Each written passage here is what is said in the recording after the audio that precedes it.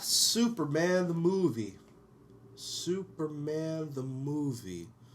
Now, something about this film, y'all actually don't know. This is actually my second favorite superhero movie of all time. I just saw this and Superman 2 like back to back. You see, I'm trying to get the crow going. I don't know if it's working. Is it working? Whatever. Anyway, um, anyway, Superman the movie is my second favorite. As a comic book movie, it's my second favorite, and as a movie, it's like in my top 30 favorite movies of all time. So it is in that list in those aspects.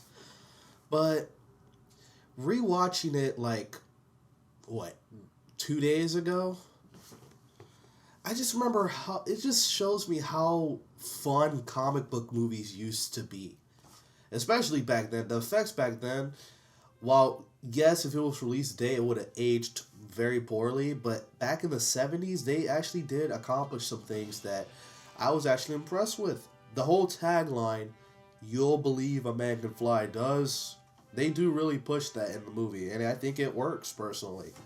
I thought Richard Donner's direction was very good. I think Christopher Reeve is the best Superman in my opinion. He's my favorite. I like Henry Cavill, and I like Tyler Hoechlin. Is it Tyler Hoechlin or Tyler from Superman and Lois? I like both of those guys, and uh, Smallville, and I'm actually watching the show called Lois and Clark, and it's really good so far. But Superman the movie, whew, whee. The first 20 minutes does focus on Krypton, and I thought the costumes looked pretty good. I like I like the fact that they glowed and the white. It makes them stand out from everything. I don't know. And then they ship Kal-El to Earth as Krypton is about to explode.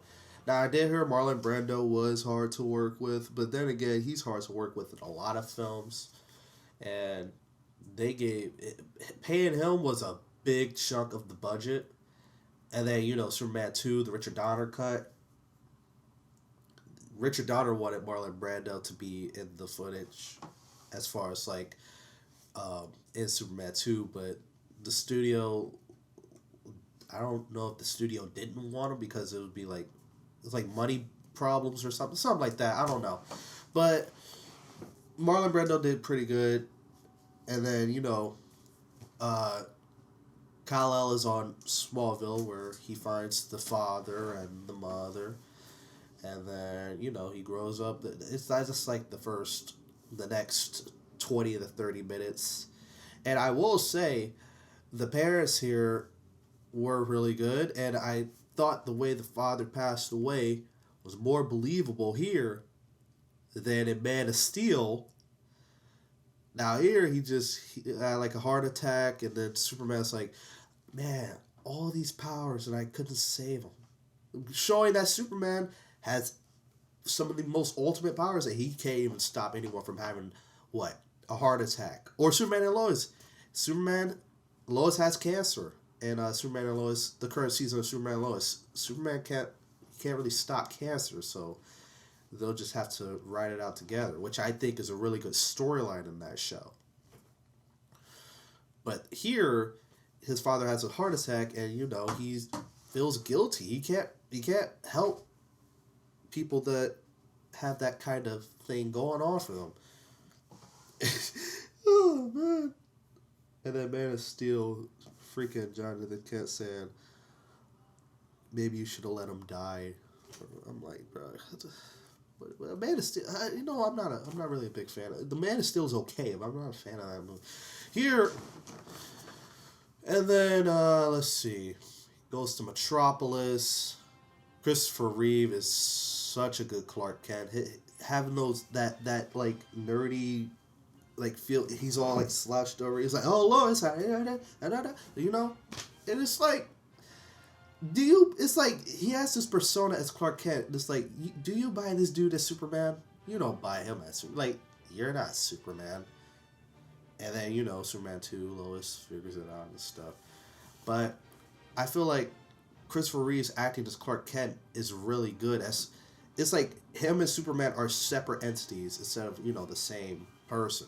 Like Clark Kent is just like this bumbly, nerd like kind of character, when Superman is this confident, heroic being that everyone admires. Uh, but anyway, he meets Lois, and then basically he debuts as Superman when the helicopter's coming down, and there's so much to talk about. Gene Hackman as Lex Luthor, was very entertaining, and I thought the sidekicks were very entertaining to Lex Luthor's character. Man, I thought they were bumbling idiots, and it was funny. So, but I did hear the reason most of the cast didn't come back. John Williams didn't come back, who did the score for this one. Iconic score. What can I say? One of the best scores of all time for a comic book movie, and he didn't come back. Donner didn't come back. And I heard Margot Kidder was punished in Superman 3 because of the outcry for Rich Donner in Superman 2. And then I'm here in the studio saying that, oh, we that's not what happened. We wanted to focus on small villains. I was like, I don't know what that's on y'all, man. But anyway, I think the action scenes were pretty good for the time, and Ashley aged it didn't age that badly to me, but the only and I love this movie to death, but the only gripe I had with the movie, still have, time traveling. The Superman time traveling, reversing the Earth at the end, is even worse than the Donner cut in Superman 2, because basically, when he time travels in that movie, the whole movie never really needed to happen. Here, when Lois Lane dies, yeah, she died. If you haven't seen Superman 2, obviously there's spoilers. Lois Lane dies from when Lex launched the nukes. Was it nukes? It was like a nuke or a rocket ship, and it was two of them, and then Superman had to try to go to both of them.